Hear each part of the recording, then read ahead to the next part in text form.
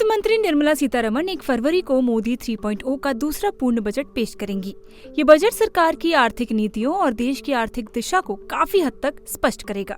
अगर बजट की बात करें तो इसने देश की आर्थिक दिशा और दशा को बदलने में अहम भूमिका निभाई है। इसने कई ऐतिहासिक पल भी देखे हैं, जैसे कि बजट को ऐसे लोगों ने भी पेश किया है जो उस वक्त प्रधानमंत्री थे।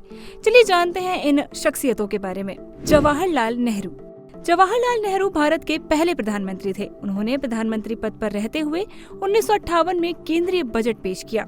इसकी वजह भी काफी दिलचस्प थी। दरअसल उस वक्त वित्त मंत्री टी कृष्णमाचारी थे, लेकिन बजट से ठीक पहले मुद्रा घोटाला उजागर हुआ। उसमें कृष्णमाचारी का नाम भी शामिल था। इस घोटाले के चलते वित्त मंत्री को इस्तीफा देना पड़ा और उसी की वजह से नेहरू ने वित्त मंत्रालय की जिम्मेदारी संभाली और खुद बजट पेश किया। मोरारजी देसाई के नाम भारत में सबसे ज्यादा केंद्रीय बजट पेश करने का रिकॉर्ड है। वो जनता पार्टी के साथ 1977 से 1979 तक प्रधानमंत्री रहे थे। मोरारजी देसाई ने 8 पूर्ण और 2 अंतरिम बजट समेत कुल 10 बजट पेश किए हैं। वित्त मंत्री के तौर पर अपने कार्यकाल के दौरान उन्होंने 1959 से 1963 तक लगातार बजट पेश किए। साथ ही 1962 का अंतरिम बजट भी पेश किया। उन्होंने 1967 के अंतरिम बजट के साथ साथ 1967, 1968 और 1969 के बजट भी पेश किए हैं।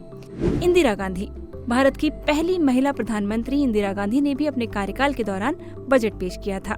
मोरारजी देसाई के इस्तीफे के बाद इंदिरा गांधी ने 1969 में वित्त मंत्रालय का कार्यभार संभाला।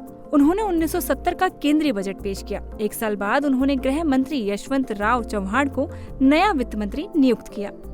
राजीव गांधी, इंदिरा गांधी के बड़े बेटे राजीव गांधी ने भी प्रधानमंत्री पद पर रहते हुए बजट पेश किया।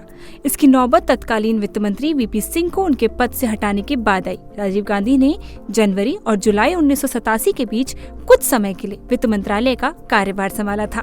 तो अब आपको मालूम है कि ऐसे कौन से प्रधानमंत्री थे जिन्होंने वित्त मंत्रालय संभाला और फिर बजट पेश किया। आपको ये वीडियो कैसी लगी हमें कमेंट सेक्शन में जरूर बताएं और ऐसी ही तमाम खबरों और अपडेट्स के लिए जुड़े रहें इंडिया टीवी के साथ।